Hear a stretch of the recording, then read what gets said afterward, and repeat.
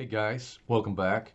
Here's a topic I think that some of you may find very interesting. Um, well, let me present it as a question because I get asked this question periodically, and it seems like there's a lot of people, particularly in the Hebraic roots, Messianic movement, that are what I would call pagan phobic.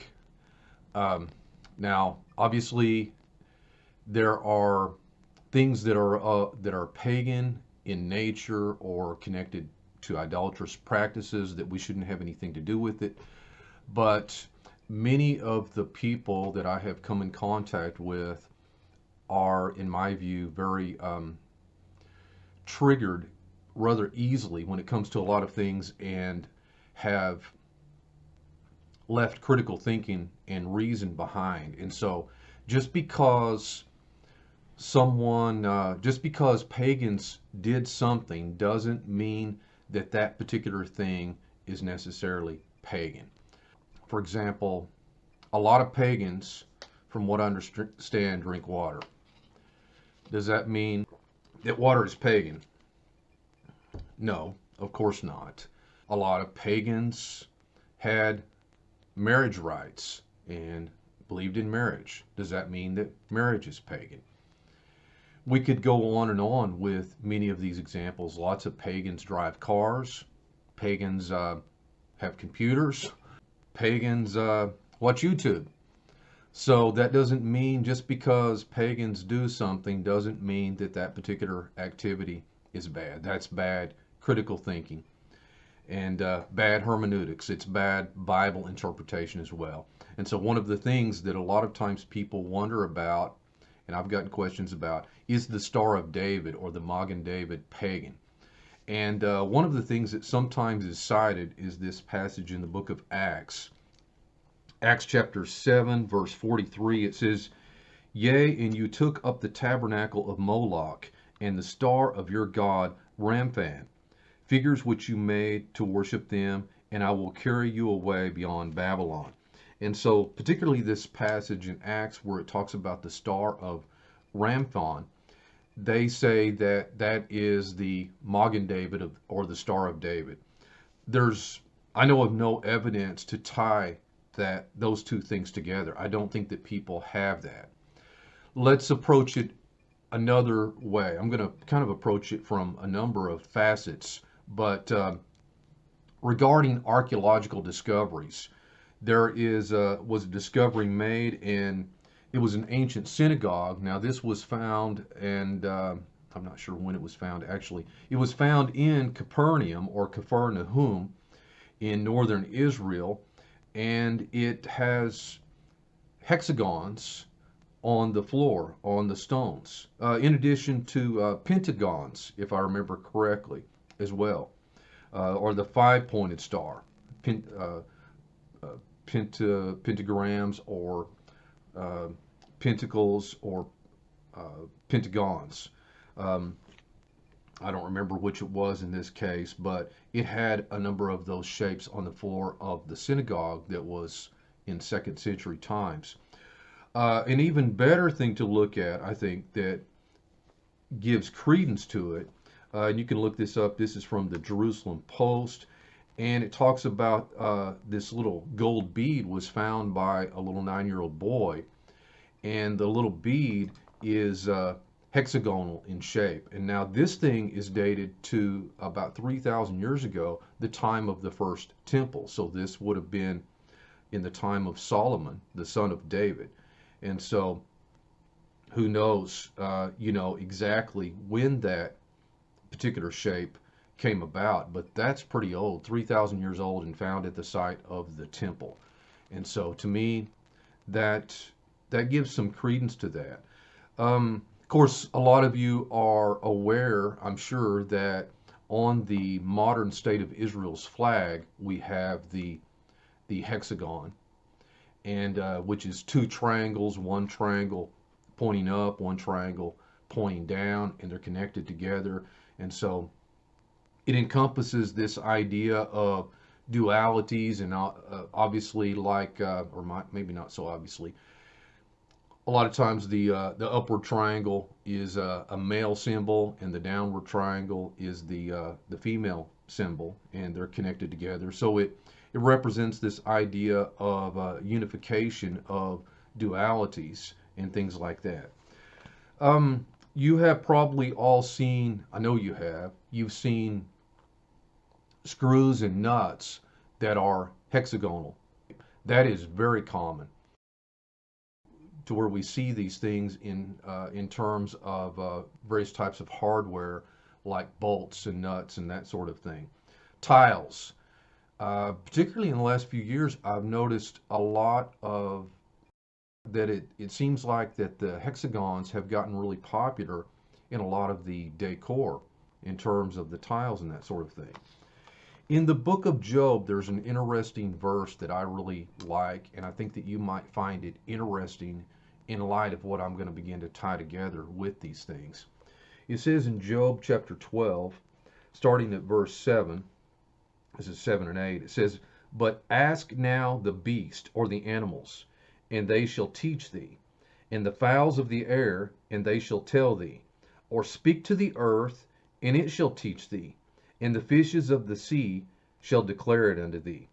So that's kind of interesting too, because a lot of people, if I just said that to them and they didn't know it was in the Bible, a lot of Christians or Messianics, and I said, ask the animals and they will teach you. Ask the birds of the air and they'll tell you. Ask the earth and it shall teach you. And the fishes of the sea shall declare unto you. If I said something like that to a lot of people in those circles, they would attribute that whole concept as being pagan and would be surprised that that's actually in the Bible. So it tells us in Job that we can look at the animals, the animal kingdom, we can look at the birds, we can look at the fish, and we can look at basically all of creation. We can look at the earth, and it will tell us truths about all kinds of things. And so I hope that some of the things I'm getting ready to present you'll realize that how creation speaks about so many things, and so much truth is there to be seen if we will listen and we will look. For example, turtle shells. There's a lot of different types of turtle shells that have the hexagon on them. Giraffes, some of the shapes include hexagons on giraffes. Lots of different types of snakes have the hexagonal scale patterns. Snowflakes, that's one that probably people are much more familiar with, is the hexagonal snowflakes are a hexagon. And and as you probably know, no two are alike. They're all unique, which is hard to fathom. The billions and billions of snowflakes, and that they're unique, but they're all hexagons. The Giant's Causeway in Ireland. It's this area that you can check out sometime, and there's just thousands upon thousands of these hexagonal stones that form in that area. There's other areas too. No, girls. There's other areas too that where we see that where these hexagonal stones form in different places. It will even make these hexagonal columns that I've seen different places. Well, another very obvious place that we see the hexagon is in honeycomb, also in wasp nest. But honey and honeycomb, and the whole idea there is really interesting. That it's only been understood in relatively recent times that why the bees do this, or at least of all the shapes that the bee could make, or all the shapes that could be on these things, that it's the hexagon. Why do the bees use the hexagon? Well, the bees, their whole economy is very important to them, and wax and honey are precious commodities in their world, in their systems. And so they don't want to waste resources. unlike humans many times. And so they're very efficient. Well, it's only been really understood in the last not too many years that hexagon is the most efficient shape in nature. And so it wastes less space than like a square or a triangle or circle would, or some of those types of shapes. And oh, and by the way, that's something in the Bible that it talks about in a number of places. It talks about that your word is sweeter than the honey and sweeter than the honey of the honeycomb. And so there's actually a relationship between these ideas, because the word for bee in Hebrew is the word Devorah. Just like the lady that you're familiar with in the Bible, Deborah, or you may know someone named Deborah, Devorah. That's bee, and it's the concept of the pattern in which the bees fly around, and the dance that the bees do. And so we have the word for word in Hebrew. Often the word for word is the word devar, or as in plural, in the plural form, it would be devarim. So the book of Deuteronomy in Hebrew, the original name of that is called devarim, meaning words. And again, the singular of would be word, or devar. Devar is related directly to Devorah. The word for word is directly related to the word for bee. And so your words are sweeter than the honey of the honeycomb. And so there's even the word for honey, devash. All of those words are closely related. So it's kind of neat when you see that. You may have seen some of the different types of flies, the hexagonal patterns that compose their eyes. All of these little tiny hexagons. The pomegranate. The pomegranate produces a hexagon on its leaves, are in the shape of a hexagon.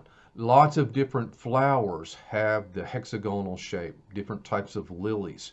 And so again, when we do like what it talks about in Job, and we ask the beasts, the creatures, the animals, we look to them, it says they'll teach you, or the fowls of the air, the earth will teach you, and the fishes of the sea shall tell you. And so we can look at creation and all of these different creatures and the way they do things. And I think it's interesting, particularly when we're talking about geometry and mathematics like this, that mathematics is a language. Mathematics is one of the languages of the universe. And so, which we'll get into maybe a little bit more in a moment or two. Let's see here.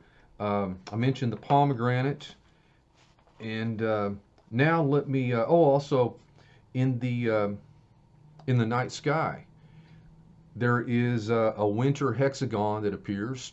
These stars in the shape of a hexagon, and this is really fascinating.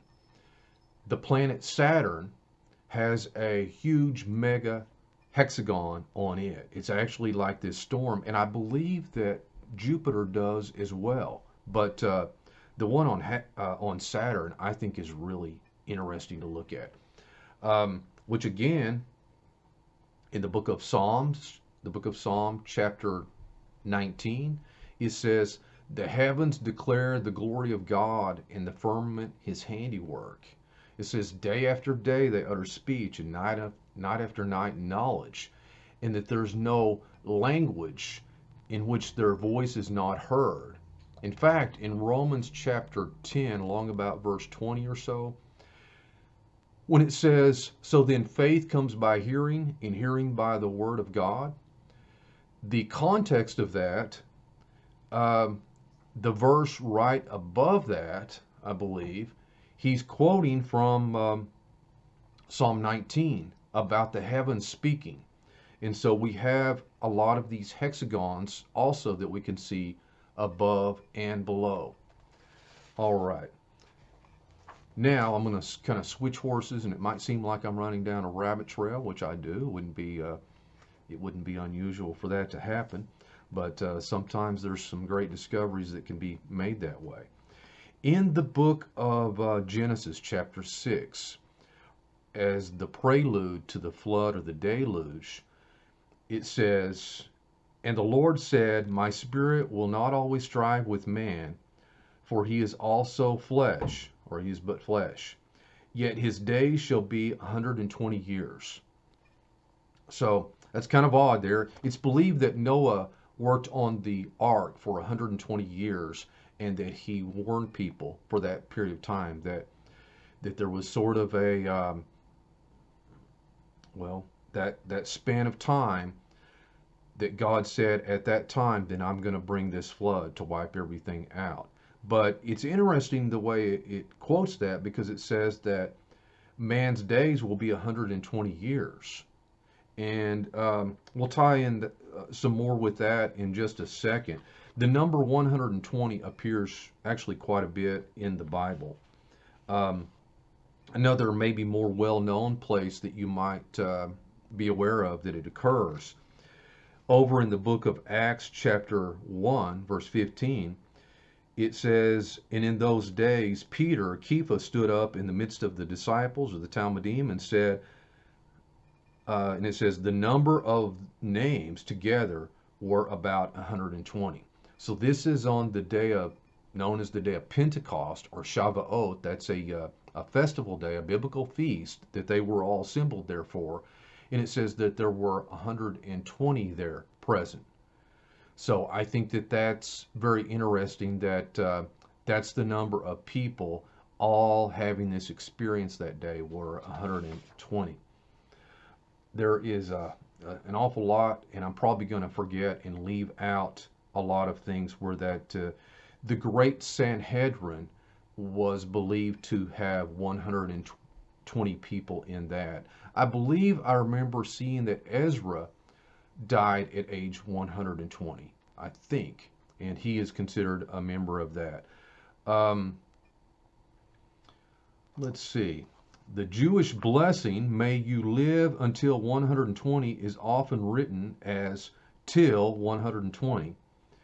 And so that's customary to say among the Jewish culture, is this blessing of "May you live to 120. So they also understood that passage in Genesis chapter 6 to mean that.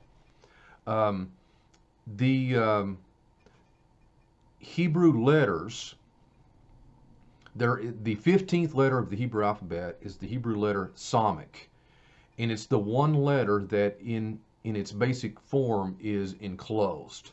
So it's not exactly a circle, but it is enclosed and has a little bit of a circular shape to it.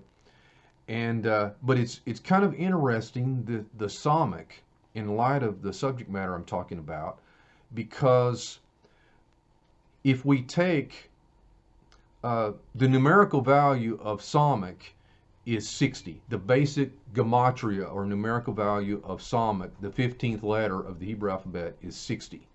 But the ordinal position is 15. The ordinal value is 15 of the Samic. But if we take those 15 digits, 1 plus 2 plus 3 plus 4 plus 5 plus 6 plus 7, all the way up to 15, it totals 120.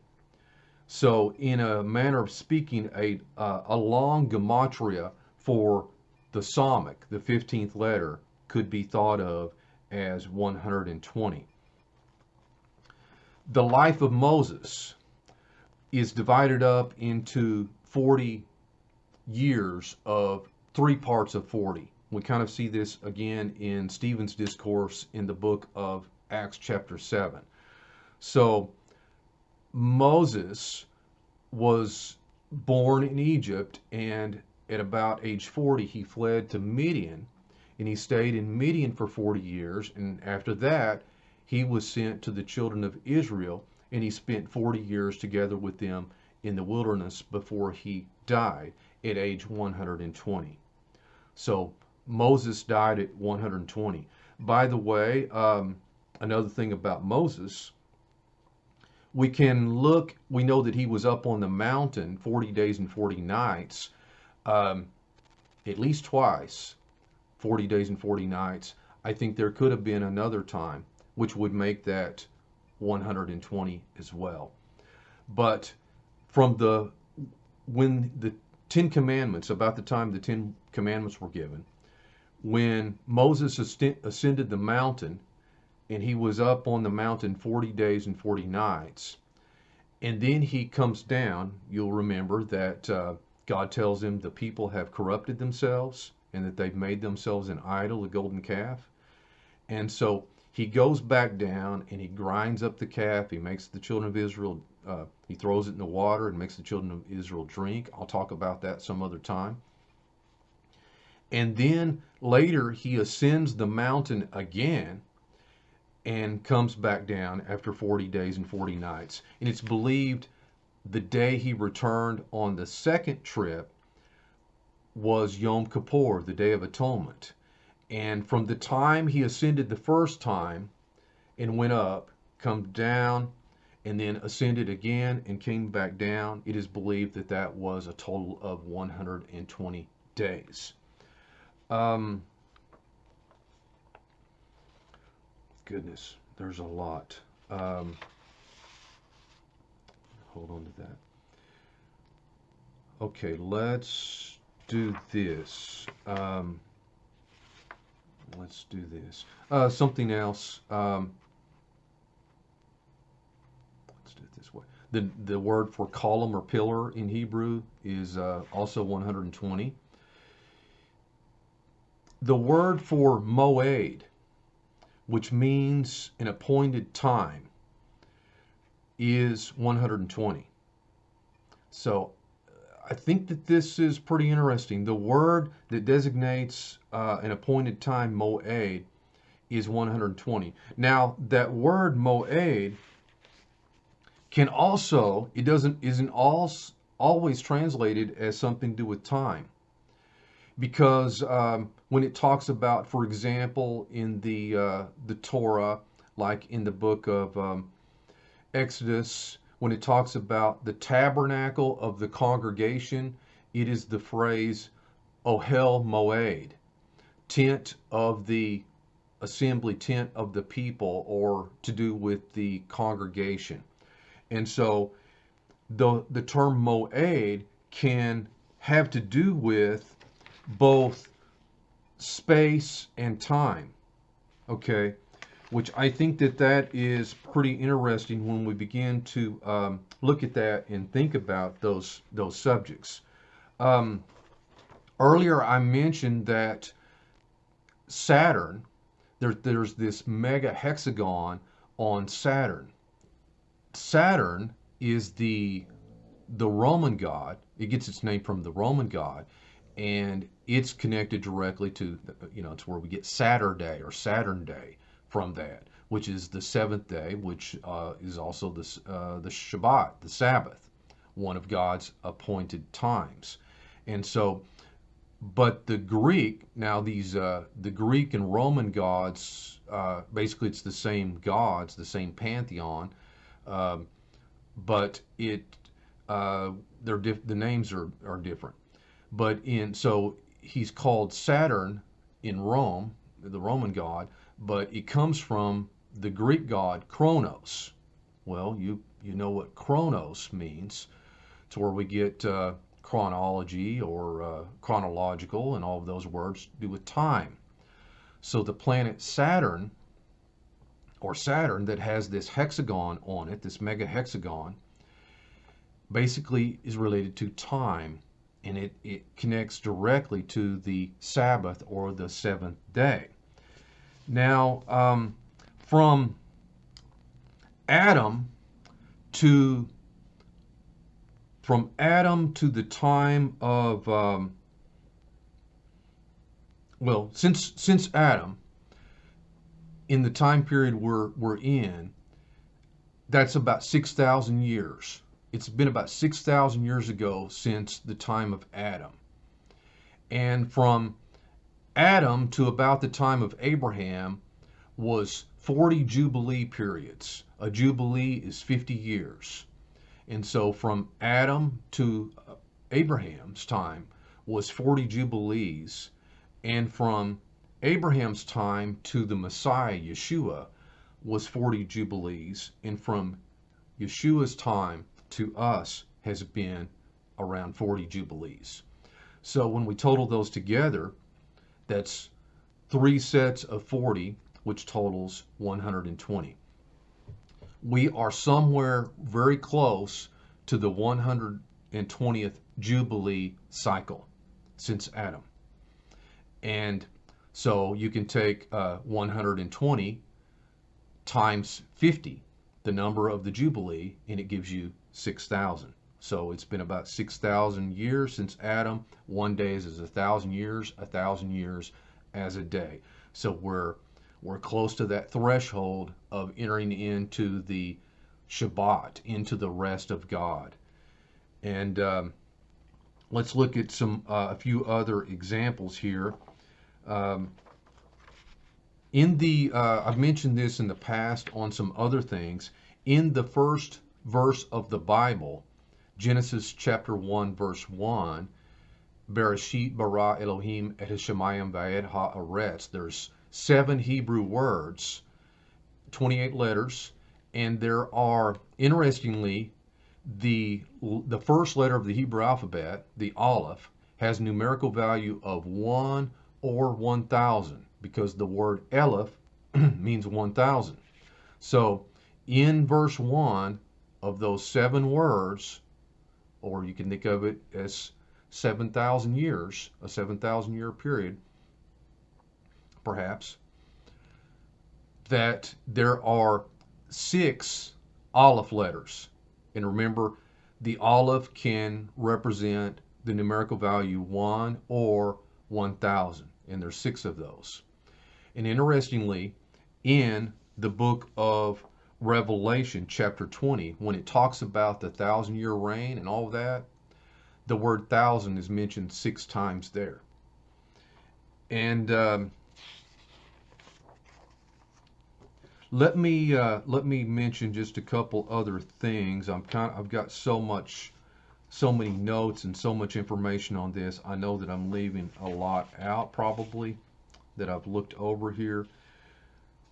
But what I want to propose to you, like I mentioned a little bit ago, that the Hebrew word moed, that means appointed time, can also represent an appointed space or appointed place, because often in the Bible, when it's talking about the tabernacle, it calls it the tent of the congregation, the Ohel Moed. So that word Moed is not just time, but also a space.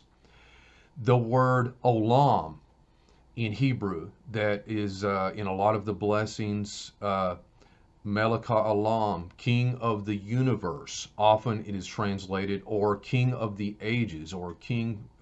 That word Olam in the Bible many times is translated as forever or everlasting, often. And sometime maybe I can do a video on that subject. I need to. But Olam, as I indicated there, it can be translated like forever, but often it's translated as the word universe or world. So again, that word can have to do with time or space. Same thing in the Greek. The word eon or eonian is translated both as forever or everlasting, but it's also translated as world. So the same words can represent time or space. I know that I'm probably forgetting a lot of things. I feel like I am here. But what I want to do is try to tie this together now. What I've shown is that we talked about hexagons and those shapes. And I've been talking about in how they appear all through nature, from micro to macro. And I've been talking about the frequency and the usage of the number 120 in the Bible. That man's days are set as 120, and that we're right somewhere around the 120th Jubilee. Okay? I propose, and I've given you some examples with the Hebrew and Greek, that a lot of these words, like the word numerical value of the word moed, that means appointed time or appointed space, is 120. I propose that there's a connection between this number 120 and all of these things. That what I'm trying to do is connect the idea of space and time. Einstein said that these things are not really separate, they're woven together like a fabric. And so he coined the phrase space-time, because we tend to think of these things as very separate, but they're not. And I believe the Bible shows that there's a connection between these. Okay. Earlier in talking about the hexagonal shape, I talked about the bees and that how the hexagon is the most efficient shape that there is, and that maybe there's a reason why that hexagon is used like it is, and maybe there's a reason mathematically of what's tying all of this together. God is the epitome of efficiency. God doesn't waste any words or any steps or any work. Everything he does is perfect without wasting any motion or any movement. The hexagon, we know that it has 6 sides, and so I was talking about the 6 alepphs in verse 1, and in Revelation chapter 20, when it's talking about this 1,000-year reign and all of that it's mentioned 6 times. And I've showed all of these places that man's days are going to be 120 years, and that we're close to the 120th end of the 120th Jubilee cycle, and that Moses died at 120, and all of this stuff to do with 120. So the hexagon is six sides, but the angle of the hexagon is 120 degrees.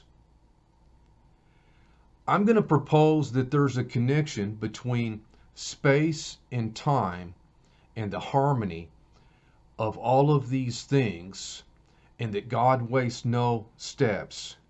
And perhaps not only is 120, or the hexagon, the most efficient use of space, but the most efficient use of time.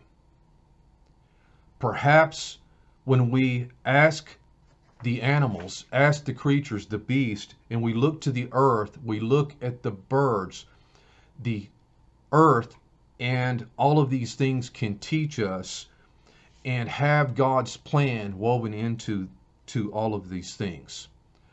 I hope that I've given you some things to think about. I think that I've probably forgotten some of the main points that I was going to make, but there's so many things really to try to connect and mention on this, including, let me mention this right quick.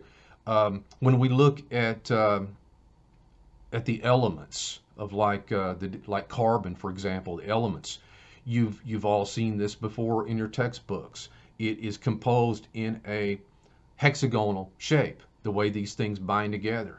And so when we look at life from micro to macro, and we look at the Hebrew words, and we look at the way these numbers are used, 120 and the 1,000, particularly to do with, for some reason it wants to show us 6. And so, which is a type of completion. So I believe that the hexagon that we see throughout all of nature, that is so beautiful, is telling us something about the efficiency of space and time and God's ways of doing things, and that God doesn't waste any time or space on any of this stuff. And I'm going to go ahead and close. If you have any questions or comments or pictures that you might like to post showing hexagons in nature, I would certainly love to see them, and I'm sure many other people would too. And I hope that, let me read this real quick. As any chemistry student will be quick to point out, hexagons are the basis of organic chemistry. When 6 carbon atoms bond, the angle is 120 degrees. And so, thanks a lot. Post your comments down below, and be sure and like and subscribe. Catch you next time. Hey, if you like this video, please click like and subscribe to be notified whenever we release new content, and to help other people find us out there on the vast plains of YouTube land. If you have a question or a topic you'd like for us to do a video about, just leave it in the comments below. Thanks so much for watching. Later, y'all.